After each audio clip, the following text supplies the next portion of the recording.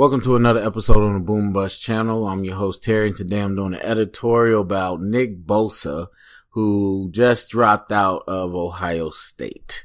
So, I wanted to talk about this, because first and foremost, Boom and Bust is a draft channel, but draft season kind of, has a season. It kicks up at a certain time. So, I haven't talked a lot about draft, and we won't get into that until later, but I do keep my eye on certain trends, and one of the things that continues to grow and worries me is this idea of football players deciding to just let school go in order to get ready for the NFL. Now, this is a complicated, big topic.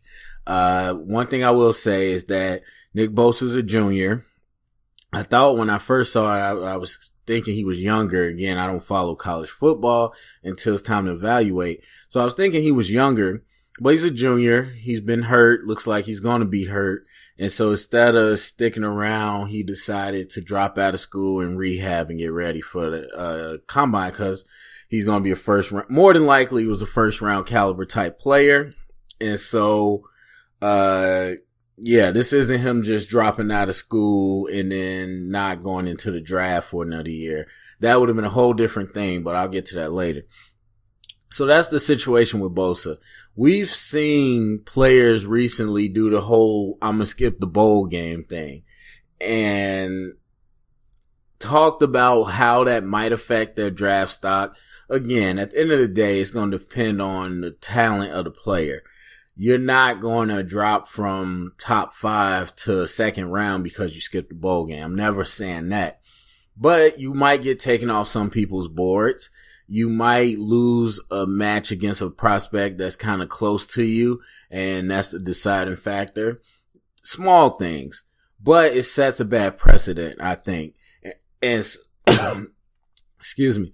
So we started to see this come to fruition as more people did it, and it hasn't become big, and I didn't think it would, because people would just be too worried, and especially if you weren't good, like, it'd be silly for you to do that. But it stems from this idea that I think is the problem, and that is, I'm just here to get to the NFL. And one of the things I talk about when I talk about reforming college and, as far as paying athletes and all that, I talk about the 3-year model in football, because not only is it for the physical part for them to develop, it has proven that it engages these players as students. Yes, you're going to have issues here and there, but again, you can't fake it for 3 years, as I say. You could fake it to get into college as a basketball player. You could fake it for half a semester or whatever, or a year until you can go to the NBA. But you can't fake it for 3 years in a collegiate university, especially when some of the higher performing football teams are at more difficult academic universities. And so there's going to be a lot of support, but there still has to be some level of being able to be a student. And from a person that has coached football players, players that go on to be college players, that have been around college coaches, NFL players, NFL coaches, you understand that maturation process, not just as a man, as somebody become a man, but also as a student and understanding how to learn. And that all wraps up into being a good football player. Some people don't understand that. Some people just talk about a 40-yard dash or this and that. And physical talent is huge. Of course, that's the number one thing. But the ability to learn, to process information, to be a critical thinker, the maturity to understand responsibility, to take care of what you got to take care of, all of those wraps up into being a really good football player. And a good football player that's available, because I always say availability is the best ability. And so not just having talent, but having the persona where you're not going to be suspended, or you're not going to mess up and end up having to miss time or games, or you're not going to be reliable in certain situations. You have mental toughness. All these things wrap up into being a complete football player.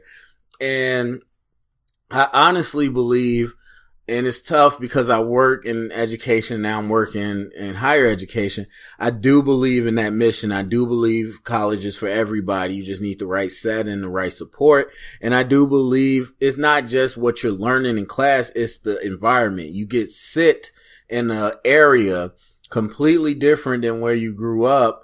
And a lot of times away from the guidance that you had, where you got to grow up and you have to be responsible. And I just think that environment, especially for sports, is best for you.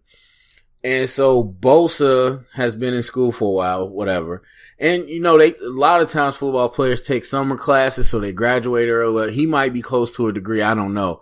But the precedence is just bad. The optics is bad, because what I fear is we are going to get to a point where top-notch players just stop going to school and get ready for the draft.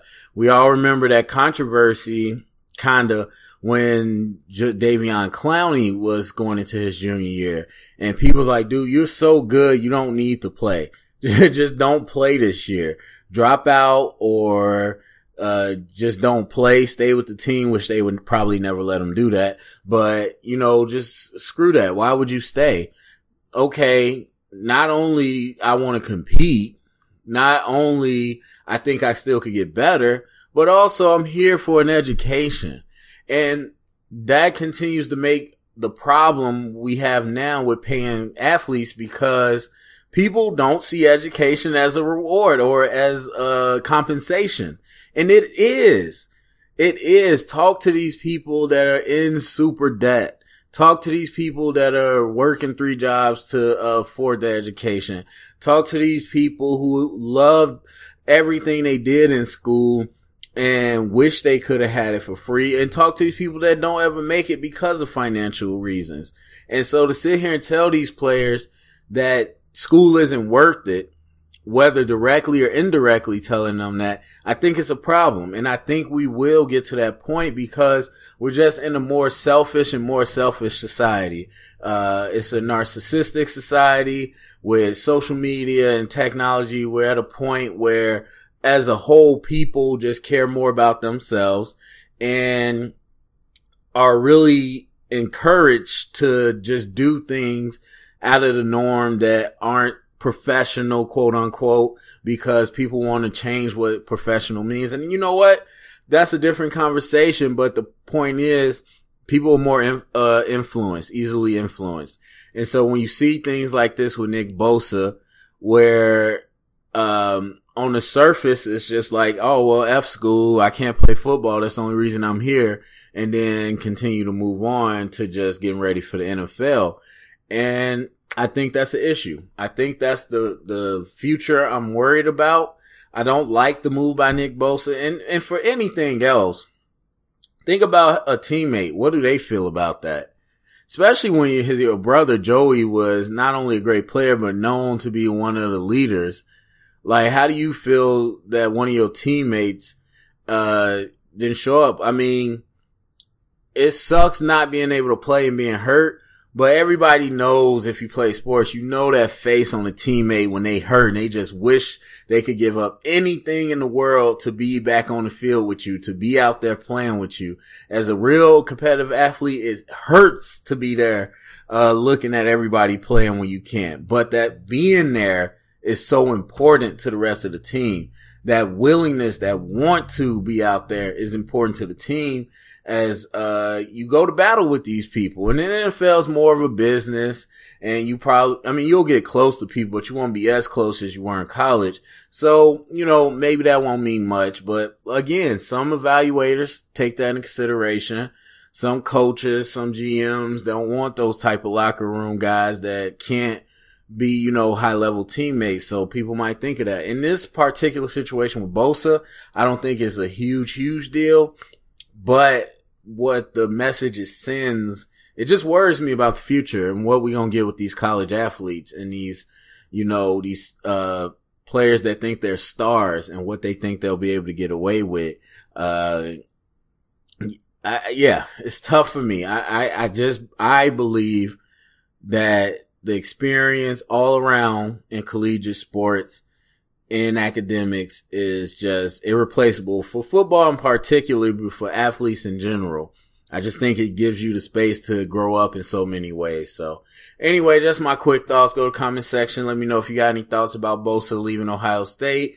Any thoughts about anything else I said. Thumbs up, subscribe, share around, get the convo started, and thank you for listening.